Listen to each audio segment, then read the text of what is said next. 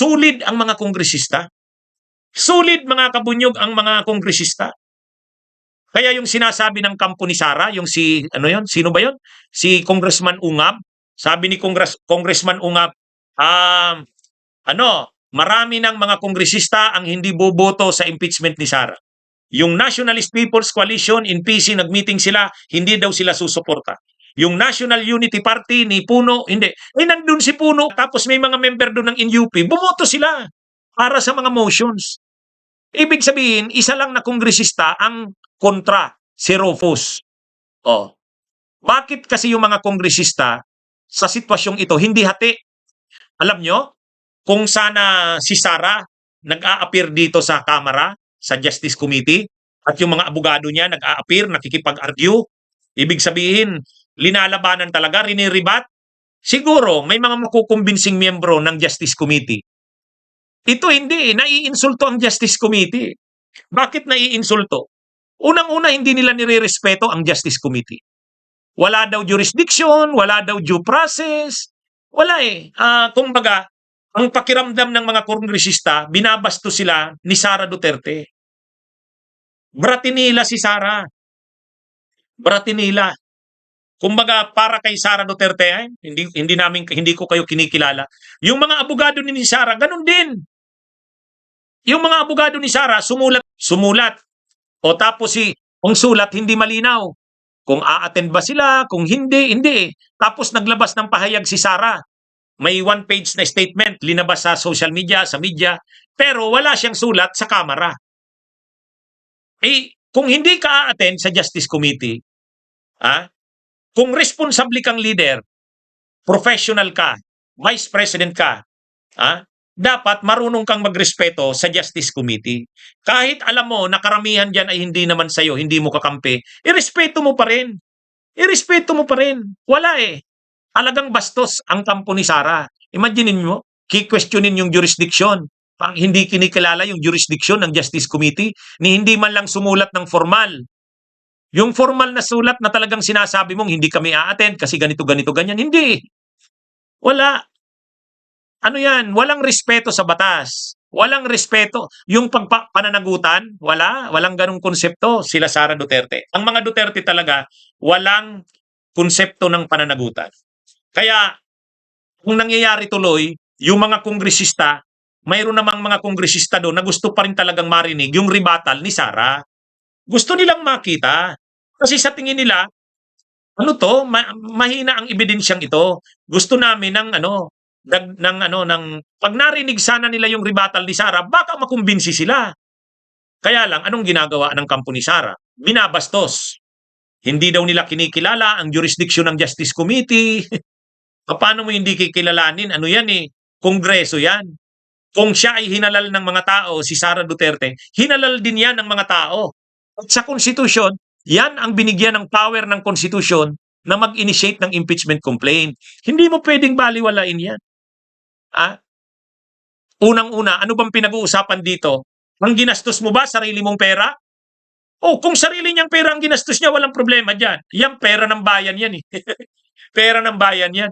Yung 125 million na confidential funds, inubos mo in 11 days? Kailangang magpaliwanag ka, Inubos mo in 11 days? Tapos nung tinatanong ka kung sinong mga binigyan mo nun, Mary Grace Piatos? Oishi? Hindi pwede yan. Ano ba naman yan? Tapos mayroon pa silang liquidation na ginastos daw dun sa mga youth ng AFP.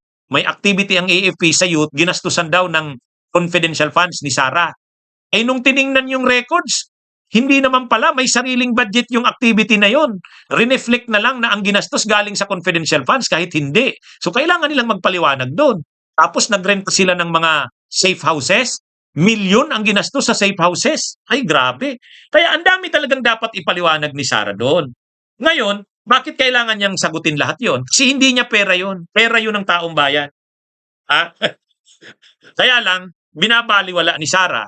Tapos hindi nire-respeto yung Kamara, yung Justice Committee, binabaliwala. So medyo ngayon, yung pakiramdam ng mga kongresista, nababastusan sila. Kaya hindi nila masuportahan si Sara. Mayroon sana doon mga kongresista na nagsasabi, titingnan pa rin namin ang ebidensya. Saka titingnan din namin yung rebuttal ng Vice President. Ang problema nga wala eh. O, tapos ganun din yung strategy ng mga abogado ni Sara. Wag ka nang umattend diyan, hindi natin kinikilala yung jurisdiction niyan. Bastos. Bastos talaga. Kaya maraming mga kongresista walang simpatiya kay Sara. Wala. Nung una, 'di ba? Kahit ang Korte Suprema nagsimpatiya sana kay Sara nung una. Kasi nung una nga, yung impeachment nung 2025, ano yun eh, walang trial, walang hearing. Kasi fast track yun eh, fast track. Nung nakuha na yung 260 na perma, diretso na sa Senado. Sabi ng Korte Suprema, hindi. Dapat bigyan nyo pa rin ng due process ng Vice President. Dapat masagot niya yung mga akusasyon sa kanya. Okay, ngayon, binigyan na ng pagkakataon na sumagot. Actually, nakakapagod itong prosesong dinadaanan na to. Oh.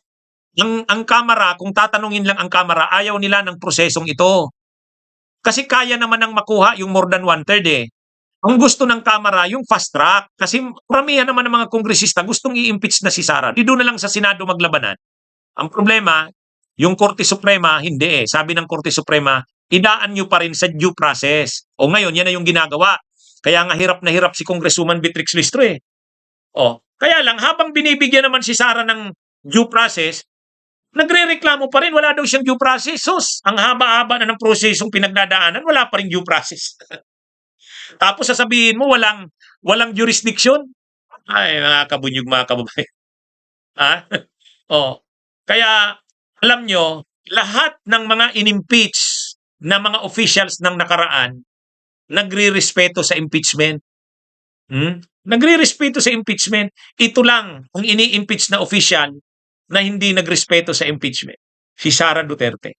And yet, nung unang impeachment niya, nagreklamo siya sa Korte Suprema, hindi daw siya binigyan ng pagkakataon ng due process, hindi daw siya binigyan ng pagkakataong magsagot, o ngayon, lahat binibigay sa kanya. O, notice, lahat. O, tapos hindi niya naman sinasagot. Instead na sagutin ang ano niya, ad cotillam. Ibig sabihin, ki-questionin nila ang jurisdiction. Anyway, mga kabunyog, mga kababayan, kaya ang nangyayari ngayon, sa totoo lang, ang nangyayari ngayon, ang mga kongresista, mas maano na, actually, nung una, ang iniisip ko, parang mahihirapang makuha yung 106. Unang-una kasi, wala na ngayon yung malalaking budget sa flood control. 'Di ba? Masyadong istrikto na ngayon ang budget. Kaya yung mga akusasyon sa Kamara na babayaran yan, 'di ba yun ang akusasyon? Na kaya daw noong 2025 nakalusot yung impeachment kay Sara, si Romualdez, malaking budget binigay sa mga kongresista. Ay ngayon wala na. Masyadong istrikto na yung budget ngayon. And yet tingnan nyo, naninindigan yung mga kongresista. Bakit naninindigan sila kahit sabihin natin walang pera ng involved dyan? Dahil nababastusan sila kay Sara Duterte. Hindi sila ginagalang. Yan yun.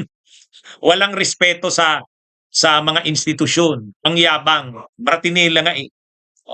Kaya anyway, pagdating nito sa Senado, diyan ang aasahan ni Sara sa Senado. Kaya lang kung pagdating sa Senado, tambak yung mga ebidensya, tambak yung mga testigo, kahit yung mga senador na kampi sa kanya, mahihirapan siyang ipagtanggol. Pag nagbutuhan, yung mga senador, nabubuto para i-acquit si Sara, magagalit ang taong bayan. Ano ba naman kayo? Kitang-kita na yung mga ebidensya laban kay Sara, i-acquit nyo pa rin. Di ba? Yan yung magiging problema nila dito. Okay, mga kabunyog, mga kababayan, magandang araw sa inyong lahat. Mabuhay po tayo.